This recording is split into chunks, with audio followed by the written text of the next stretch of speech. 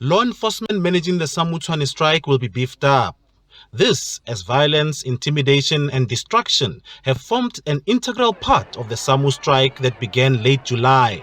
The city says it is following good leads on the criminals responsible for the torching of the trucks. Relating to the criminal attacks on the waste collection trucks, we have a major lead. And unfortunately, I cannot disclose all of the information that I currently know because I do not want to compromise the investigation.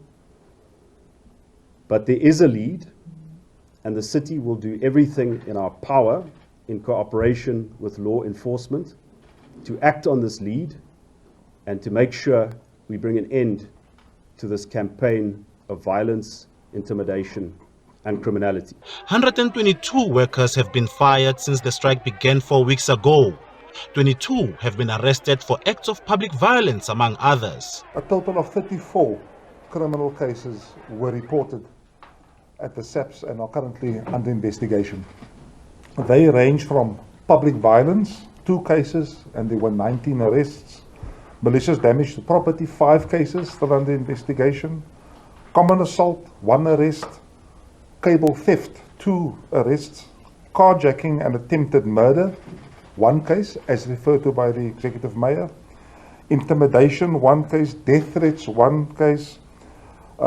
It's listed here as arson, but they relate to the trucks that were set alight. There were 3 cases. They are more correctly malicious damage to property, and then also arson at the Centurion depot. 3 waste disposal trucks have been torched since August and are now being escorted by Tshwane Metro Police and the SAPS. The city says efforts are being implemented to beef up the security cluster handling the strike. Then there's also the formal structures that SAPS have in place. They call them prof joints on provincial level. That is a committee comprising of South African Police Services, SSA, as well as members of the Defence Force.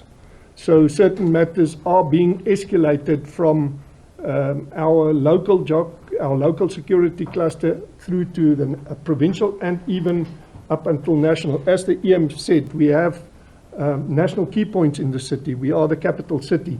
So it's even being attended to at national level, where all 3 those institutions are involved.